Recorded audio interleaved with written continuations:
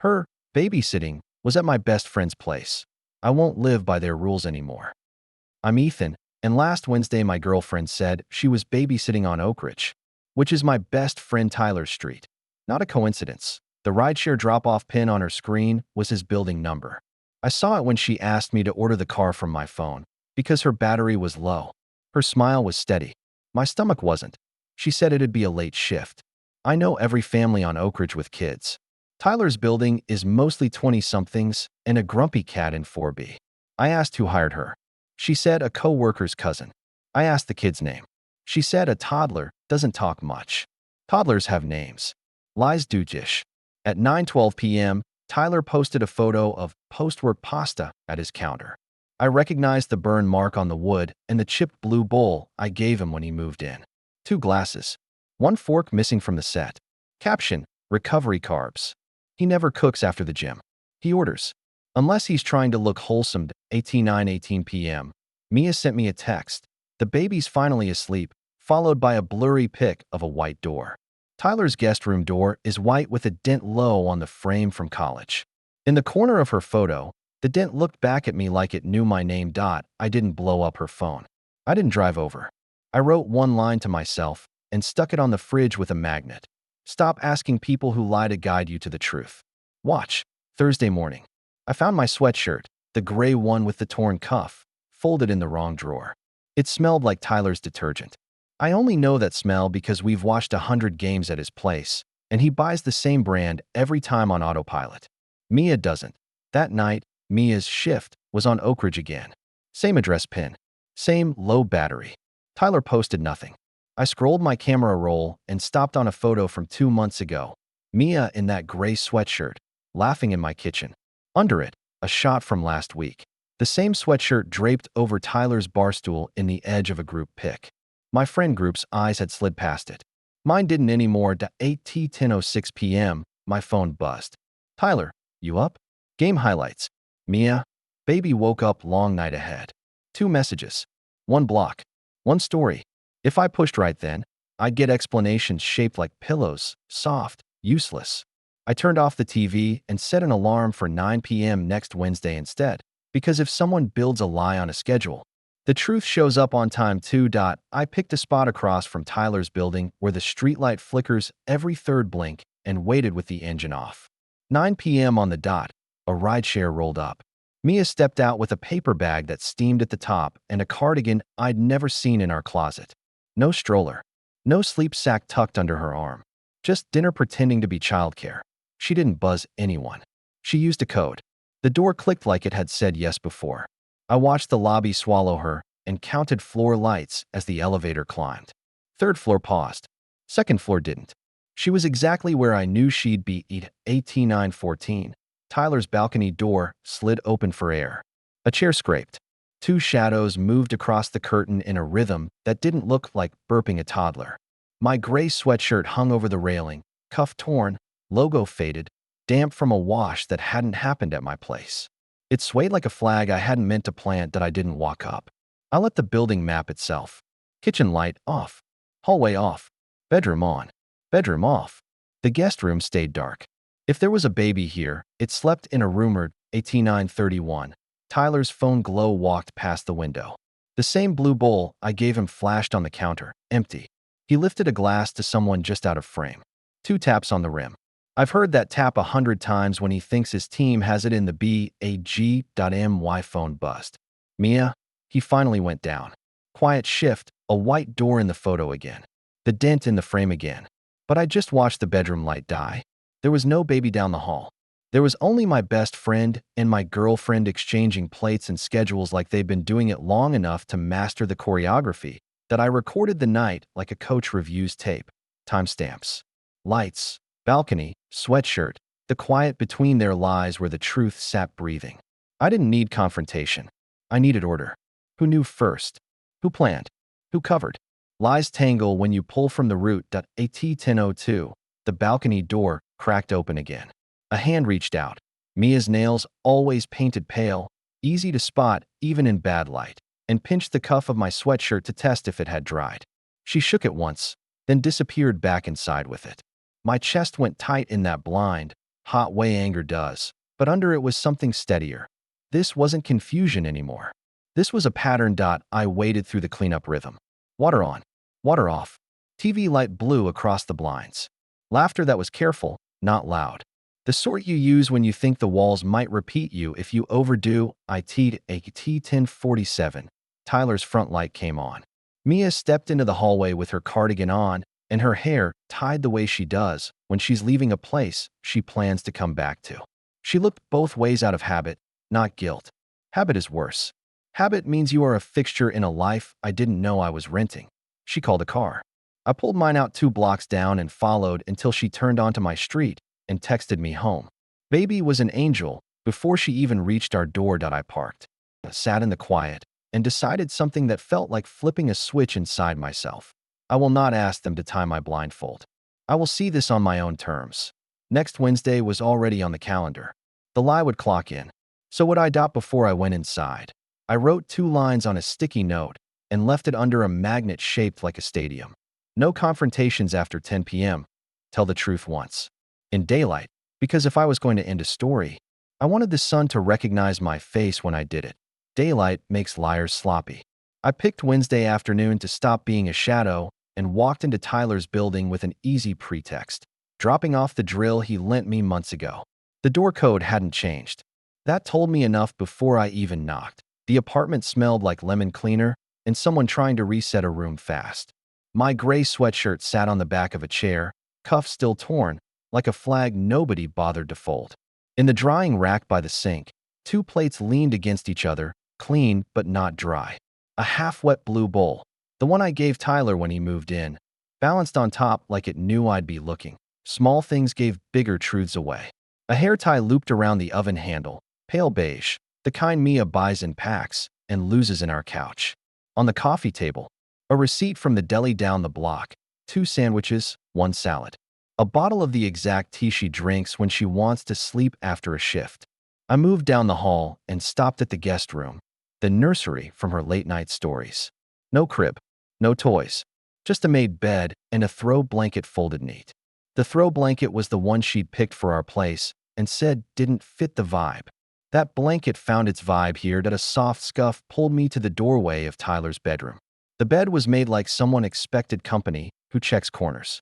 A pair of sneakers I recognized by the worn heel sat against the wall. On the dresser, a key bowl held 1 spare apartment key with a glitter tag that wasn't his style or mine. The tag read M in tiny rhinestones. I set the drill on the kitchen counter. The apartment didn't push back. It just stood there wearing my things and her habits like a stranger in my jacket. On my way out, I checked the mailbox alcove, habit from years of waiting for game tickets. A white envelope with Tyler's name was stuffed half out, a flyer tucked behind it for gym specials. The stamp said the gym across town. The flyer had yesterday's date. He hadn't gone. He'd posted a grind never stops story from this couch. I got to my car and didn't turn the engine over. I typed 3 lines in the Notes app, simple as a grocery list. My sweatshirt, 2 plates, her hair tie. Then I added a 4th. Our throw blanket in his guest room. The list didn't make me feel better. It made me ready. That night, I let the schedule do what it always does. 9 p.m., rideshare pin on Oak Ridge. 9:15, balcony door. 9:30, lights.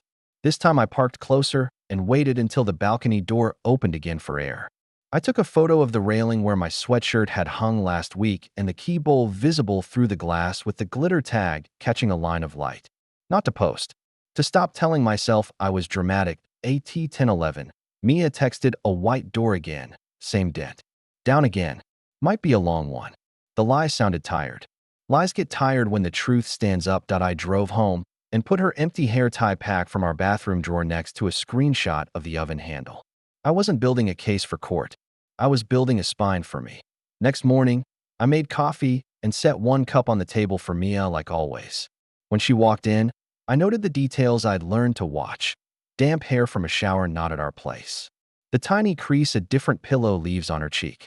The way her thumbs rested over her phone like it might call her back to Wednesday, if she let it. I didn't ask. I didn't hint.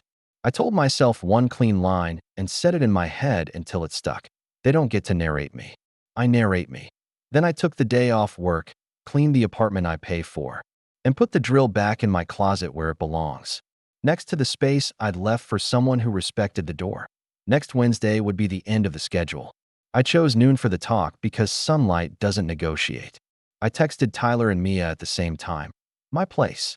Today, 12 o'clock, I already know. We're going to put the order of it on the table. No questions.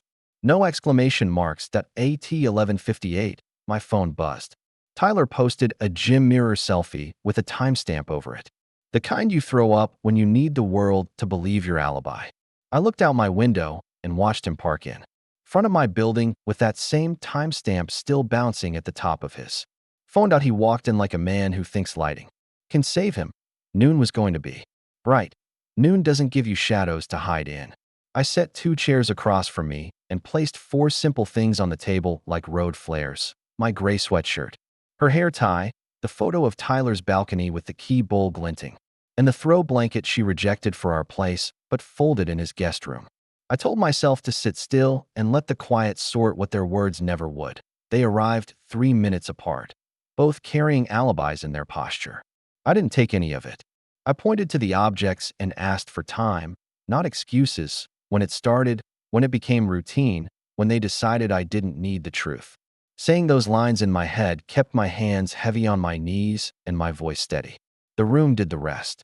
You could hear the humming in the fridge between their sentences. That's what honesty sounds like when it clears its throat. Order emerged the way dust settles after a shake. The first Wednesday happened on a rain-soaked week. Tyler skipped the gym. The second came easier. By the third, the code to his building lived in muscle memory. After that, they stopped thinking of it as a choice and started calling it a rhythm. A rhythm always has a metronome. They had set mine to mute. While they talked, Tyler reached for his phone the way he always does when the air gets too real. He meant to silence it. He forgot the screen points at the room. A notification flashed brighter than his face. A recurring reminder titled Wednesday Plan, with bullet points tucked underneath. Pick up dinner. Code for Mia, lights by 10. The door code sat there in numbers big enough for daylight to say them back. My stomach didn't drop. It leveled. People who schedule a lie don't expect to perform it at noon. Mia tried to hold the pieces together with soft words. Helping, confused, didn't want to hurt me. The hair tie on the oven handle looked back at her like a punctuation mark. She couldn't move. I kept to the path. First time, second time. The day it became normal. Their answers fit the map I'd drawn with timestamps and balcony air. The sweatshirt on the chair didn't argue. It never had. I realized something as they spoke. I wasn't there to collect apologies. I was there to end a pattern that thought it owned my week. Patterns don't quit because you cry. They stop when you refuse to clap on their beat. Tyler tried one last pivot the way he always has since college. Turn it into a misunderstanding people can vote on later. Noon doesn't allow that. The sun pinned his version to the table and waited for it to wriggle less. It did. I slid their Wednesday back across the wood to them. I told them, without raising my voice, that they'd built a door between us and walked through it together. I pointed to my sticky note rules on the fridge, truth in daylight, once, and watched the idea land. For the first time in weeks, they looked like people seeing themselves, not each other's audience. The last thing that happened was small and final. Tyler reached to flip his phone face down, and the lock screen lit just long enough to show a cropped photo of my kitchen, the counter edge I patched last summer, captioned with a private joke that wasn't mine. Their world had collected souvenirs from my life like trinkets. Noon made each one look plastic. I stood. The chair leg scraped. The sweatshirt stayed on the table. The hair tie stayed looped around my fingertip for a second before I said it with the rest. I said goodbye without ceremony and watched them leave like a set ending. No encore, no crowd. When the door closed, the apartment felt taller. The fridge hummed again. The metronome in my chest clicked to a new tempo. Wednesday had no claim on me. Daylight kept the receipt that I didn't wait for their apologies to grow legs. I wrote terms on a note card and stuck it to the fridge where my life actually lives. No more Wednesdays. No codes that aren't mine. No group chats running cover stories with my name inside. Then I did the only thing that mattered. I left the orbit where Tyler decided everybody's reactions in advance. Our friend thread had always felt like a couch. That afternoon, it looked like a stage. Scrolling back with colder eyes, I saw the scripts I'd missed. The same 3 lines recycled whenever Mia babysat. She's helping a friend. Don't overreact. You know how Ethan gets. Different senders. Same wording. Tyler had turned friends into echo. I muted the chat. Not a slam of the door. A lock sliding into place. By evening, the apartment sat different. Quiet without being empty. The gray sweatshirt stayed folded by the door like a witness who'd said enough. I wrote one more rule and said it out loud so the walls could file it. No more fixing the room that breaks me at dusk. A knock landed that didn't ask for permission. Tyler's mom stood on my mat holding a small paper bag and the kind of calm you bring to a spinning room. She didn't try to step past the threshold. She held out the bag like evidence and a favor at once. Inside was a ceramic mug my sister made years ago. Crooked handle, tiny star pressed near the lip. It had lived on my shelf until it didn't. Tyler had borrowed it for a photo and never brought it back. Around the mug's handle was a note in his blunt handwriting. Hold at mom's till this cools off. Under it, a screenshot printed on paper. Our group thread with a block of text Tyler had sent privately to 2 friends. If he asks, say she babysits the neighbor's kid in 3B. Same line every time. Patterns don't confess. Mothers do. She said very little, just enough to let the weight shift to the right place. Shame went where it belonged. Responsibility too. I set the mug on my table, the star facing up, and felt an old piece of myself choose the ground again. I didn't message Mia. I didn't chase Tyler to the gym lot monologue he was probably practicing. I wrote 2 texts and sent them without dressing them for company. To the thread, don't run lines for me. If you have your own name, use it. To Tyler, return anything with my name on it. The rest is daylight now. The apartment inhaled with me. No anger buzz. Just room. Right before midnight, another knock. Not his. Tyler's mom again, a different look now. Resigned, protective, tired of being a hallway. She handed me one more item from her bag. A printout of a money transfer. 2 months ago, Tyler paying me his rent.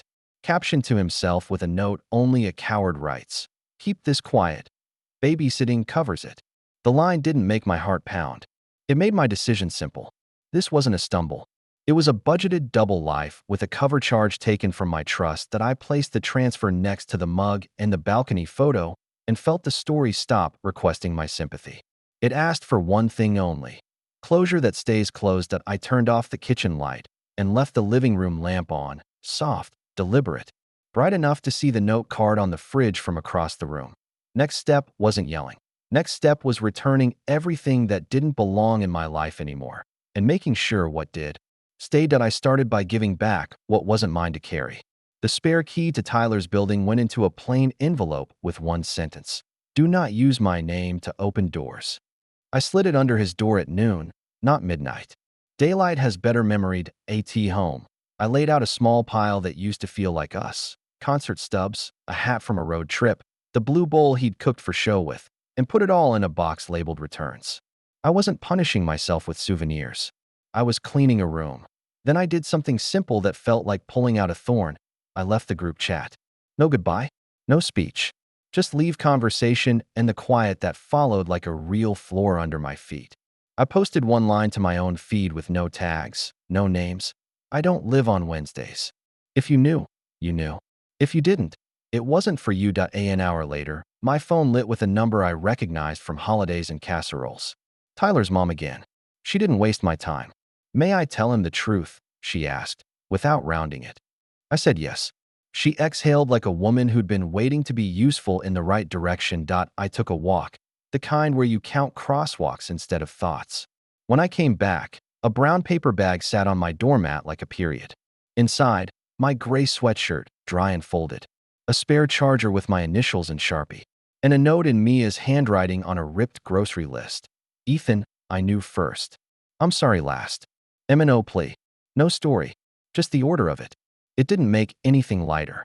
It did make the air honest. I set the bag on the counter and opened the window. The apartment breathed with me. I could hear a game 2 buildings over, the crowd on a delay. A chorus I didn't need to stand in anymore to feel alive. My phone buzzed with a DM from a friend who'd been running Tyler's lines for months. Are you okay? I typed back. I'm cleaning. He replied with a single, and then, a minute later, I'm out of the chat too. Echoes can wake up. I took the mug my sister made, crooked handle, tiny star, and put it back on the shelf where it used to live. Something in the room clicked into place you only hear when the piece fits, Before bed, I wrote 3 rules on a card and taped it inside my front door. Tell the truth once. In daylight, don't ask liars for directions. Rooms that hide you don't deserve you. I turned off the lights and let the dark be just dark, not a cover. The Wednesday metronome that had been ticking at the back of my week finally went quiet. Not because I drowned it out, because I left the room where it lived. In the morning, I'd take the returns box where it belonged. I'd pick up a new coffee mug for weekdays that don't lie. I'd text my sister a photo of the crooked handle star back home. And when the next Wednesday came, it would pass like weather, noticed. Not obeyed. I slept without waiting for footsteps that weren't mine. I delivered the returns box at 12 o'clock sharp, because noon doesn't blur intentions. I set it on Tyler's doormat, rang once, and left a single line on top in thick marker. No Wednesdays. No codes. No covers. I didn't wait for the door to open. Daylight isn't an ambush. It's a boundary. Halfway down the stairwell, I heard the latch click, the box slide in, and the kind of silence that finally stops performing. Back home, I cleaned the last corners that still carried their names, stray hairpins, a receipt that never belonged to my wallet, a playlist we shared that mostly fit his kitchen. I replaced it with the sound of a game broadcast 2 blocks over and the kettle starting to sing. Quiet. Not emptied. At 2:10 p.m., a new knock. Not the kind that pushes. Tyler stood on my steps holding my old baseball cap from college. The brim sweat soft and bent the way my hand taught it. He didn't cross the threshold. He lifted the cap a little like an offering and stared at the porch rail while he found words that weren't scripted. He said he had nothing left to hide behind. He said the schedule made him bolder than he is. He said lying got easier because it had an audience, and he kept choosing the crowd over the friend. Then he asked for a strange kind of help. To say that last part out loud in front of someone who would make it stick. That we walked to the curb and stood where the street splits. The place we've always said decisions feel cleaner. I didn't coach him. I didn't spare him. I told him what I'd told myself. Say it once. In daylight. Without me holding it for you. He nodded, looked up, and did it. Not pretty. Not long. Enough that he left the cap on the railing with a note, crooked like mine used to be after practice, returning what I kept too long. No hashtags. No mutual. Just the ground admitting it had been stepped on. I didn't invite him in. Boundaries aren't revenge. They're architecture. I went back inside and taped one last card under the others on my door. No Wednesdays, no codes, no covers. If it needs shade to live, it doesn't live here at dusk. Mia texted a photo of an empty closet rod and a single line. I'm not coming back. Not a plea, not a pitch. A period. I replied with nothing because sometimes the most honest answer is no more sentences. I made dinner for one and ate it at the table that no longer held a metronome. The mug with the tiny star sat by my hand like a compass pointing exactly where I was. Home that didn't require a password. When the porch light clicked on, I turned it off and opened the window instead. Air moved through rooms that finally told the truth about themselves. My phone stayed quiet in a way that wasn't lonely. It was kept. Wednesday would come again. It just wouldn't belong to them. I wrote 3 rules on a fresh card and pressed the tape hard so they'd live here longer than any schedule. Tell the truth once. In daylight, don't ask liars for directions. If it needs shade to live, it doesn't live here. Saturday, I handed my old baseball cap to my nephew before his game. He curved the brim the way I used to and ran to the dugout without turning it into a ceremony. Passing something forward felt better than guarding it from the wrong hands. On Sunday, I met a friend who'd quietly left the scripted group chat. We drank coffee that didn't need a cover story and talked about real things. Work that bores and still matters, a playlist that doesn't belong to anyone else's kitchen. When the bill came, we both paid our half because clean lines can be small and still change a room. Back home, I opened a window and let the game 2 buildings over drift in. I set the mug with the tiny star where it used to live and felt the shelf accept its weight without arguing.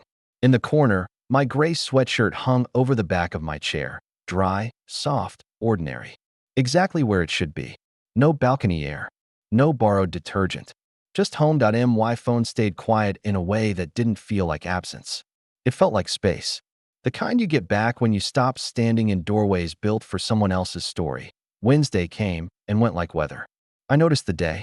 It didn't notice me back. When the porch light clicked on at dusk, I turned it off and left the window open instead. The room didn't need a spotlight. It needed air. So did I. That's the whole ending. Nothing dramatic, nothing staged. Just a house that tells the truth, a week without a metronome, and a chair that keeps my sweater because I left it there. That I don't live on Wednesdays anymore. Thank you for watching this story on True Tales Hub. Please like the video, subscribe to the channel, and turn on the notification bell so you won't miss our next story. That we post new tales twice a day, and each one comes with unexpected twists you won't see coming.